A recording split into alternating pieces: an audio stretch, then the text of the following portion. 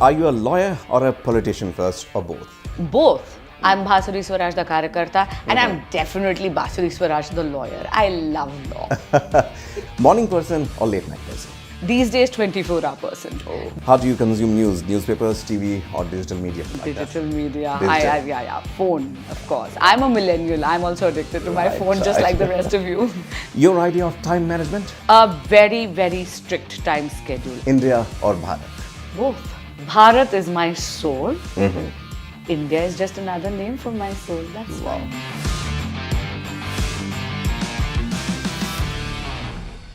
Hello and welcome. You are watching this special broadcast on Oneindia, and this is a brand new show, Know Your MP. But lo and behold, this time around we are not starting with an MP but a candidate.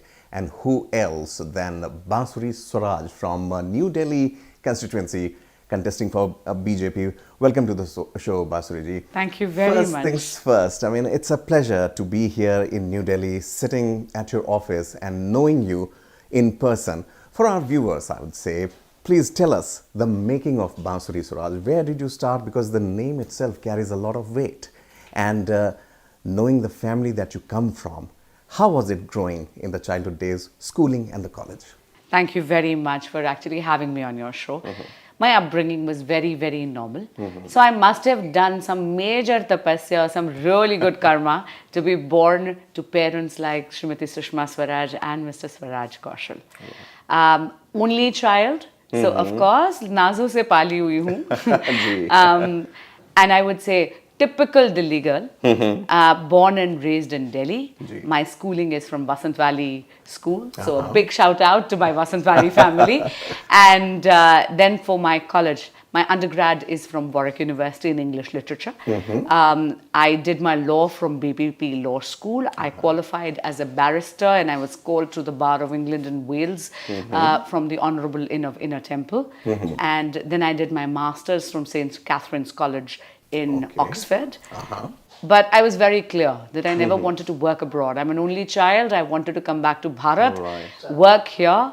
And by the grace of God, this is my 17th year in practice. For the last 10 years, I have been running my own chambers. I'm very blessed to have a small team of very formidable youngsters who sort of make us look very good in court. Dihadi ke mazdoor hoon. Court जाती हूँ और अपनी रोटी कमाती हूँ. बिल्कुल. As far as politics is concerned, I would say that my Sangha Ayu is 24 years. I started as a Karyakarta of ABVP during my college days itself. Then sort of for about a decade, I got an opportunity to serve the party and the Sangathan as a lawyer in court. One day I got a call saying that they were expanding the legal cell of Delhi BJP and I was asked to join as the co-convener. And of course, I said, these are my marching orders and I abided by them. Later on, the party promoted me to the role of secretary of Delhi BJP. Of course, they were my marching orders. And I adhered to them. And on 2nd of March, I was watching TV just like anybody else with my father. And on national television, I found out that the party has bestowed this responsibility of representing the New Delhi Lok Sabha constituency. And I said, Aapka Adesh Sar Mathe. That's the long and the short of it. So you got to know through media only. Absolutely. This inner party democracy is something that the BJP has time and again proven that is something, it's a code that they abide by. Do you believe that it is an example, being a woman candidate, that sets a precedent for the years and generations to come within BJP, especially for you coming from an English literature background, pursuing LLB and then entering public life? Do you believe that it's an example to also inspire others? The BJP has always harnessed democratic principles within the party, and I'm not the first woman. There have been a long line of these stellar women who have come before me, who have shattered the proverbial glass ceiling. Sushma ji, not just, I mean, of course, Sushma Swaraj ji, Nirmala Sitaraman, Smriti Irani, the Vijay, Rajmata Sindhya. I would say the list is endless. But I would definitely see that this time I can, and I'm very honored and humbled that I'm part of the vision of Prime Minister Modi of youth-led development and women-led development. Right. There is, of course, an unwavering commitment of ensuring that there is a political empowerment of the Matra Shakti. And that is why the Nari Shakti Vandan Adhiniyam was passed, which brings 33% reservation in favor of women in both Vidhan Sabha as well as Parliament. Right. But even before this Adhiniyam could actually became applicable, look at the fact Modi jo kehte hain wo karte hain. This time he has fielded not one but two women candidates from Delhi, both Kamaljeet Sehrawat ji and myself. Yes. And like I said, I'm truly humbled for this opportunity. So coming to the constituency now, New Delhi constituency has been one of the most prolific constituencies, I would say. The level of understanding of the voters is also very high, and both women and men are equally empowered. To go into that constituency and to tell them, to convince them that what is your plan for the next 5 years, how do you see that coming along? So first of all, I think when you go into polls, all constituencies are equal. Especially because the New Delhi constituency is like such a beautiful, eclectic mix of entire Bharat. True. It has, people from every demography, linguistic backgrounds, economic backgrounds, regional backgrounds. And that is why I would say that this particular seat sort of represents the heart of the country. As far as convincing the people, I must say that there is unwavering faith in Modi ki guarantee. Modi ki guarantee is sari guarantee puri karne ki guarantee. People of Delhi have seen the kind of development work that the Modi government has been doing. And I would say, Pankaj Bhai, it's been happening on an unprecedented level. Right. I mean, if you see, just now, the Dwarka Gurugram Expressway was inaugurated. Right. 41,000 crores. Yesterday, two sort of metro lines were inaugurated from Lajpat Nagar to Saket and from Indralok to Indraprasth. Similarly, if you see the Reedi Patriwala, Samvad that happened at JNL, of course, 11,000 crore rupees have already been passed on as collateral-free loan to under PM Swarnidhi, out of which 5,500 beneficiaries are in Delhi alone. Right. When we talk about women sort of being given freedom from a life filled with smoke through Ujjwala gas connections, over 10 crore connections have been given all across India. 252,000 have been given in Delhi, and New Delhi constituency, there are 33,000 beneficiaries. Right. So, of Huge course, it's a huge number. Absolutely. And I think this whole vision of a Vikasit Bharat is something that echoes with every person living in this constituency. Right. Absolutely. Talking about as hot as this cup of coffee is the issue of CAA also, and you are a lawyer by profession. How do you distinguish this from, say, an administrative move or a political move? Because the opposition is crying brouhaha over this whole issue. I will borrow your words. The opposition is crying brouhaha. Yeah. It's nothing but cacophony. Okay. Look, the CAA, first of all, that there's been so many misnomers about it, so many misunderstandings. So let's clear a few things. It is not a law that takes away anybody's citizenship. Okay. It has zero impact, and I say this with utmost responsibility, zero impact on any Bharatiya living in India, irrespective of their gender, their caste, their religion, their creed. It doesn't matter whether they come from any minority samuday. It does not take away citizenship, it gives citizenship. Okay. Now, the CAA gives citizenship to those minority communities from Bangladesh, Afghanistan and Pakistan who have been persecuted on aspect of religion, who have already come into India and are refugees here before 31st of December 2014. This is a promise that was made by our founding fathers and founding mothers, our constitution makers. You know that India was unfortunately partitioned on religious lines. At that time, there was tremendous amount of violence. minorities from our neighboring countries could not travel to India.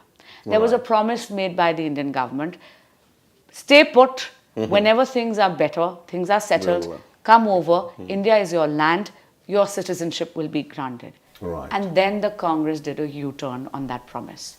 The Bharatiya Janata Party is only fulfilling that promise. That's one. Second, this is something that has been part of our manifesto always. Right. Third, this particular law was already passed in 2019.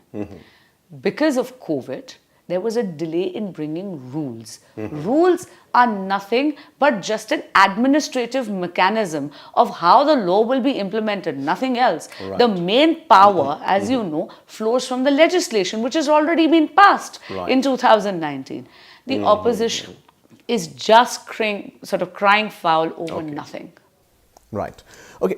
Now, taking a cue from how this is the whole episode of CAA is being seen, one faction of the opposition would also claim, and could, if we can look at it as a general perception also, is the attack on secularism. लोग कहने लगे हैं कि नहीं जी secularism तो बचा ही नहीं है देश में. इसको लेके किस तरह से नैरेटिव बन रहा है, और बीजेपी और खास करके आप इसको किस नजर से देखते हैं? How do you see it? मैं कह रही हूँ नैरेटिव बन नहीं रहा. हाँ, कुछ चंद लोग बनाने का प्रयास कर रहे हैं, ट्राइंग टू. हाँ, लेकिन यह नैरेटिव बनेगा नहीं, क्योंकि ये झूठ है.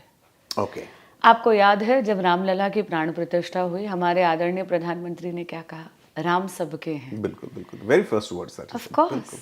राम से राष्ट्र चेतना तक, देव से देश चेतना तक. I will tell you what, Prime Minister Modi is the Prime Minister of every Bharatiya, irrespective of where she or he comes from, which community they belong to, which caste, which religion they belong to. सूर्य की किरणें सब पर बराबर पड़ती हैं. बिल्कुल, बिल्कुल. ये जितनी भी जन कल्याणकारी योजनाएं हैं, जितनी भी विकसित भारत की योजनाएं जो लेकर आए हैं प्रधानमंत्री, इसमें ये थोड़ी पूछा जाता है कि आप किस समुदाय से आए हो. जब प्रधानमंत्री जनधन योजना में बैंक अकाउंट खुलते हैं तो सबके खुलते हैं. बिल्कुल. जब उज्ज्वला में कनेक्शन बढ़ते हैं तो सबके बढ़ते हैं. जब मुद्रा लोन बढ़ता है तो सबको बढ़ता है. Irrespective of any. Secularism in India is absolutely thriving. And I'll give you an example. The very fact that you and I are having this discussion.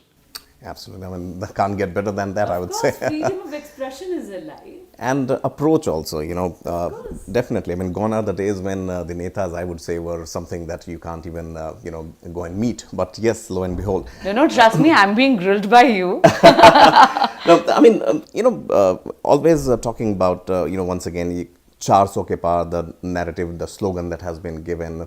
This is a confident BJP that is putting its best foot forward. And I would say candidates like you are the flag bearers.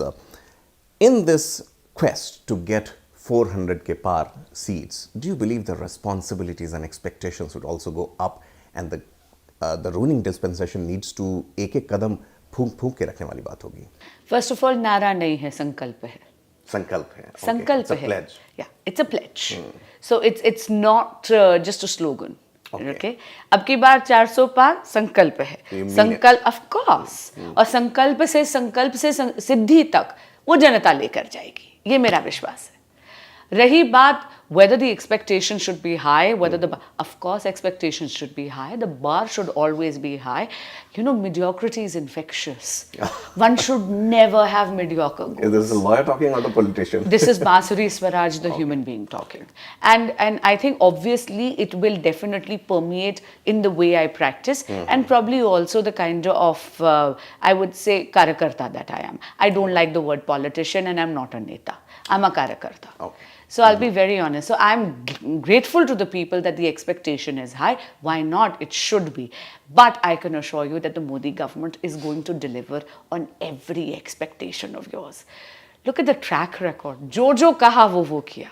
बिल्कुल. Each and everything enunciated in our manifesto has already been fulfilled. Whether it is construction of the Ram temple, whether it is bringing 33% reservation by passing Nari Shakti Vandan Adhiniyam, whether it is abrogation of Article 370, even passing the CAA. Right. Everything which was in our Sankalpa Patra, in our manifesto, the promise has been fulfilled. That's something that sets the BJP apart because not dragging their feet and हमने सुना Home Minister Amit Shah को भी जब उन्होंने कहा कि when there was visible opposition from Tamil Nadu, West Bengal, Delhi on CAA, he said ये वापस नहीं जाएगा, and that confidence was something that he was sticking to his guns, and probably that was the representation of BJP. Because decisions need to be taken which are good for the nation, even if they are unpopular decisions. So you're sticking your neck out. Of course. It takes a lot That is for that. exactly what a government needs to do. If I can borrow a legal term, it is almost like you're in a loco parentis role, right? Sometimes decisions need to be taken which are good for the nation. They may not be popular, but that doesn't mean. What the opposition is saying, it's trying to create a misguiding misnomer, sort of like I said, a brouhaha. Those are your words. You were talking about how the efficiency of everything. I want to share one example. On 7th of March, Honorable Minister Smriti Irani ji, somebody that I really admire, went to Delhi University. And on 7th March, there was a demand for a girls' hostel.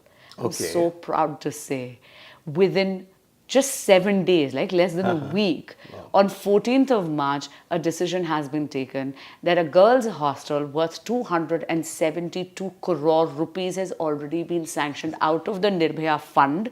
Wow. Ma'am has already done a PC on it, a press conference on it. Right. And this is the speed of Modi government. Modi hai to mumkin hai. 200 crore rupees for construction of the hostel.